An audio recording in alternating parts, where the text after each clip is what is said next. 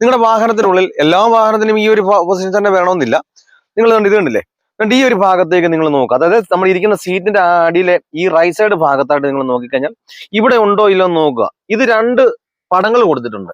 ഒന്നാണെങ്കിൽ നമ്മുടെ ഡീസൽ ടാങ്കിന്റെ, അതായത് പെട്രോൾ ടാങ്കിന്റെ, ഒന്നാണ് ബാഗിലെ ഡിക്കടിയാണ്. നിങ്ങളുടെ ഈ ഭാഗത്ത് ഇല്ല എന്നുണ്ടെങ്കിൽ നിങ്ങൾ ശ്രദ്ധിച്ചാൽ മതി. നിങ്ങളുടെ വാഹനത്തിന്റെ ഈ റൈറ്റ് സൈഡ് ഈ ഒരു ഭാഗത്തായിട്ട് നിങ്ങൾ ശ്രദ്ധിച്ചാൽ മതി. ഇവിടെ ഇല്ലാത്ത ഒരു വാഹനങ്ങളൊക്കെ ഇവിടെ ഈ ഭാഗത്തായിരിക്കും നമുക്ക് ഡിക്കിയുടെ തുറക്കുക, അതുപോലെ ഡീസൽ ടാങ്കിന്റെ വരിക. അതേപോലെ തന്നെ നമുക്ക് ഫ്രണ്ടിലത്തെ ബോണറ്റ് തുറക്കുക എന്നുള്ളത് ഈ ഒരു ഭാഗത്ത് ഇതാണ് കണ്ടത്. ഈ ഒരു ക്ലിപ്പിൽ നമ്മൾ ഇങ്ങനെ പിടിച്ച് വലിച്ചു കഴിഞ്ഞാൽ ആ ബോണറ്റ്, അതായത് ഫ്രണ്ടിലുള്ള ബോണറ്റ് തുറന്നു. ഞാൻ അത് കൃത്യമായിട്ട് കാണിച്ചു തരാം. നിങ്ങൾ ഇങ്ങനെ ഒന്ന് പിടിച്ച് വലിച്ചു കഴിഞ്ഞാൽ ഇത് വരണമെന്നില്ല.